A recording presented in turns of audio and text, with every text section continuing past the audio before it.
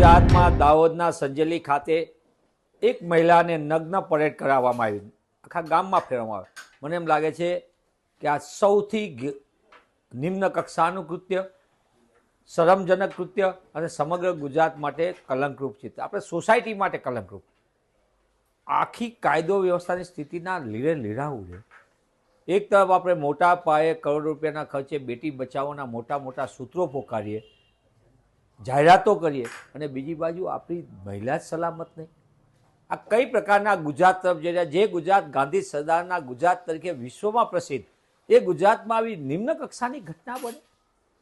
મહિલાની સંપૂર્ણપણે અપમાનજનક સ્થિતિ નહીં, એની જે શબ્દો વાપરી એટલા શબ્દો ખૂટે એટલી કલંકરૂપ ઘટના, અને છતાં સરકાર બીજી બાજુ વાતો કરે કે અમે બહુ મજબૂતીથી કામ કર્યું। ગૃહ વિભાગ જે ભ્રષ્ટાચારનું એપીસેન્ટર છે, પોતાની વાહવાઈ કરવા માટે ફુલેકાને વઘોરા કાઢીને પોતે દ્રશ્યો દેખાડવાનો પ્રયત્ન કરે કે બહુ બહાદુરીપૂર્વક અમે કામ કરી રહ્યા છીએ। આ કઈ પ્રકારનું તમારા બહાદુરીપૂર્વક, જ્યાં એક મહિલાને એનું સન્માન ન સચવાય, ઉલટાનું એને એટલી હદે અપમાનિત કરે, એને જીવવું તો કેમ જીવવું, એ રીતે નગ્ન પરેડ થાય। સરકારમાં થોડી પણ શરમ હોય? ભારતીય જનતા પાર્ટીની સરકારના મૃદુ અને મુખ્યમંત્રી શ્રી મક્કમપણા તમારી જાહેરાતમાં તો બહુ થયા, પણ આવા અધમ કૃત્ય કરનારાઓ ઉપર ક્યારે પગલાં ભરશો? એ પોલીસ તંત્ર શું કરી રહ્યું છે? દેખાવ પૂરતું પછી બધી પકડાપકડીના ખેલ કરવાને બદલે આવા અસામાજિક તત્વોને, ગુંડા તત્વોને ક્યારે રોક લગાવશો? ક્યારે એની ઉપર એવા પગલાં લેશો? જે રીતે ગુજરાતમાં અસામાજિક તત્વોને, ગુંડાઓને બે રોકટોક પરવાના આપવામાં આવ્યા છે અને સારા પોલીસ અધિકારીઓને એક તરફ કરવામાં આવે છે, મૂળ કામ નથી કરવામાં આવતું। પોલીસનો જે ડર હોવો જોઈએ અસામાજિક તત્વો પર, એ ઘટી રહ્યો છે, એના કારણે આવા કૃત્યોનો અંજામ આપે છે। ગુજરાતમાં 3 વર્ષથી લઈને દીકરીથી લઈને 70 વર્ષની વૃદ્ધા ઉપર બળાત્કાર, દુષ્કર્મની ઘટના બને। આ કઈ પ્રકારના સમાજ રચના તરફ ને કઈ પ્રકારની વ્યવસ્થા તરફ સરકાર જઈ રહી છે? આ બધી વાત દેખાડે છે ગુજરાતમાં કાયદો વ્યવસ્થાની સતત કથળતી જતી સ્થિતિ, અને બીજી બાજુ ભારતીય જનતા પાર્ટીના નાકામીના એક જથ્થાબંધ પુરાવા આવી રહ્યા હોય સામે, ત્યારે થોડી પણ શરમ હોય તો ગૃહ વિભાગ અને ગૃહમંત્રી શ્રી જાગો તમે। બહુ પીઠ થાબડી કે આ ચમરબંધીને પકડીશું એવા દાવા તો બહુ થયા, કોઈને છોડીશું નહીં એવી તો વાતો થઈ, પણ એકાદ વખત તો ચમરબંધીને પકડો તો ગુજરાતમાં દાખલારૂપ સજા પણ થાય, અને એનાથી મહિલાઓની સલામતી પણ સચવાશે અને મહિલાઓ સંજેલીમાં બનેલી એવી ઘટનાનું પુનરાવર્તન નહીં થાય।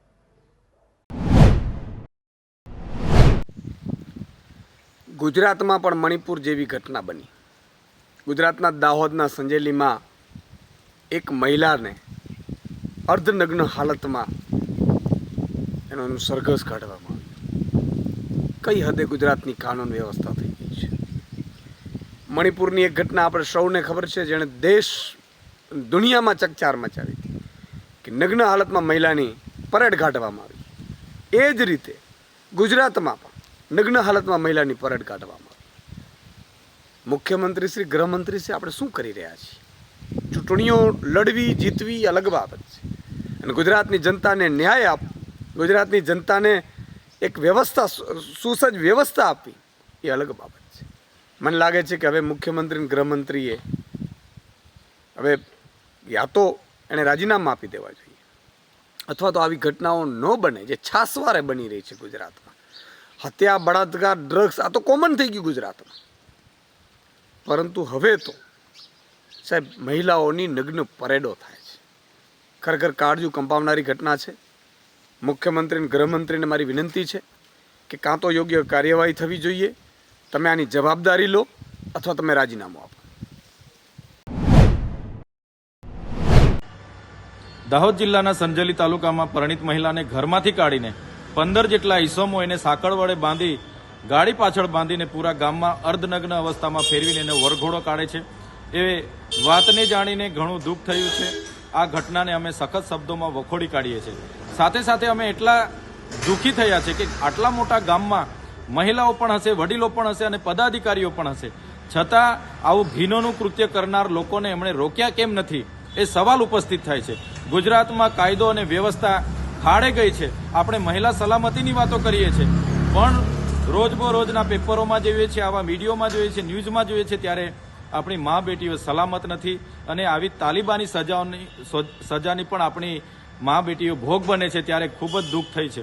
ત્યારે અમે સરકારશ્રીને કહેવા માંગીએ છીએ, આ ઘટનામાં જે પણ લોકો સંકળાયેલા હોય એની તટસ્થ તપાસ કરવામાં આવે, અને એ ઘટનામાં જે પણ જવાબદારો હશે એના પર કાયદેસરની કાર્યવાહી કરીને ફાસ્ટેગ કોર્ટમાં એક કેસ ચલાવીને એવો કડક દાખલો બેસાડવામાં આવે કે આવી માનસિકતા ધરાવનારા લોકો ફરી કોઈ આવું કૃત્ય ના કરે, એ અમે માંગ કરીએ છીએ. ઇલેક્ટ્રોનિક મીડિયાના માધ્યમથી દાહોદની જે ઘૃણાસ્પદ ઘટના છે એની જાણકારી મળી. તરત જ ગૃહ વિભાગનો અમે સંપર્ક સાધીને જે માહિતી મેળવી છે એમાં આ મહિલા સાથે જે કૃત્ય ઘૃણાસ્પદ કર્યું છે એમાં 15 લોકો સામેલ હતા.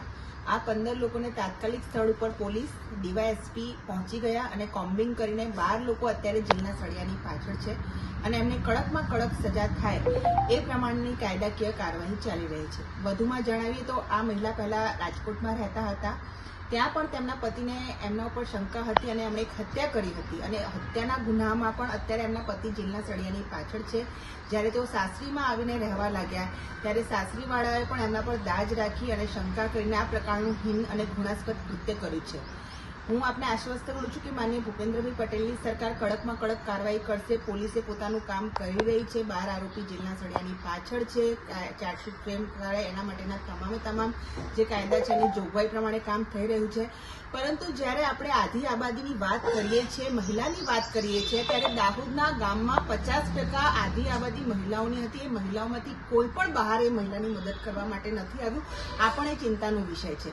એ ઘરની અંદર એક સસરા જ્યારે વહુ પર આવું દુષ્કૃત્ય કરી રહ્યા છે ત્યારે કોઈ પણ એ ગામની અંદર એ સસરાની ઉંમરના આપણા વડવાઓ, દાદાઓ, કોઈ પણ કાકાઓ બહાર આવીને મહિલાની મદદ નથી કરી રહ્યા. ત્યારે આ એક સામાજિક મને લાગે છે જે ભાવનાઓ મહિલાઓ પ્રત્યેની ખતમ થઈ રહી છે.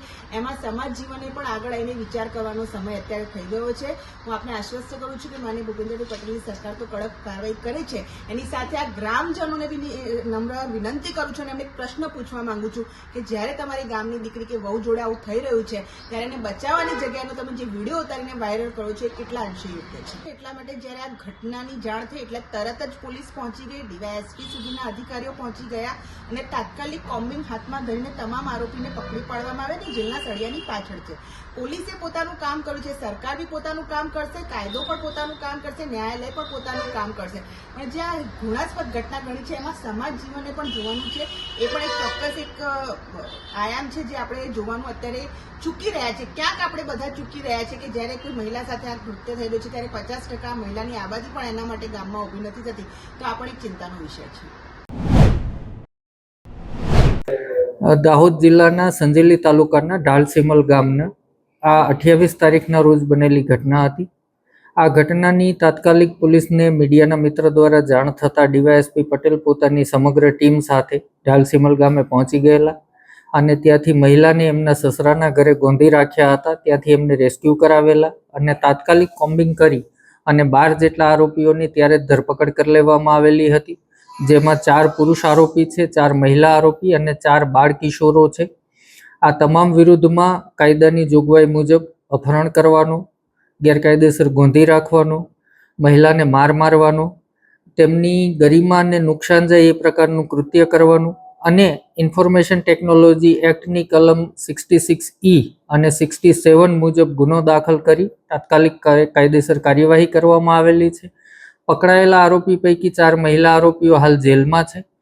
4 બાળ કિશોરને જુવેનાઇલ જસ્ટિસ બોર્ડમાં રજૂ કરવામાં આવ્યા છે અને 4 પુરુષ આરોપીઓ જે છે જે પોલીસ કસ્ટડીમાં એમની પૂછપરછ ચાલી રહી છે. અન્ય 3 આરોપીઓ જે પકડવાના બાકી છે એમાં એક પુરુષ, એક મહિલા અને એક બાળ કિશોર છે જેની શોધખોળ હાલમાં પોલીસ કરી રહી છે. લોકોને શું અપીલ કરી રહ્યા છે? આ પ્રકારના કોઈ પણ વિડીયો સોશિયલ મીડિયામાં વાયરલ કરવાથી મહિલાની ગરિમાને વધારે નુકસાન જાય અને જે કાયદાની પરિભાષા મુજબ 67 મુજબ ગુનાને પાત્ર બને છે. માટે આ પ્રકારના કોઈ વિડીયો ફેલાવવા ન જોઈએ. આ વિડીયો બનાવનાર અને ફેલાવનાર જે લોકો હતા એ તમામ લોકો ઉપર કાયદેસર કાર્યવાહી દાહોદ જિલ્લા પોલીસ દ્વારા કરવામાં આવી છે.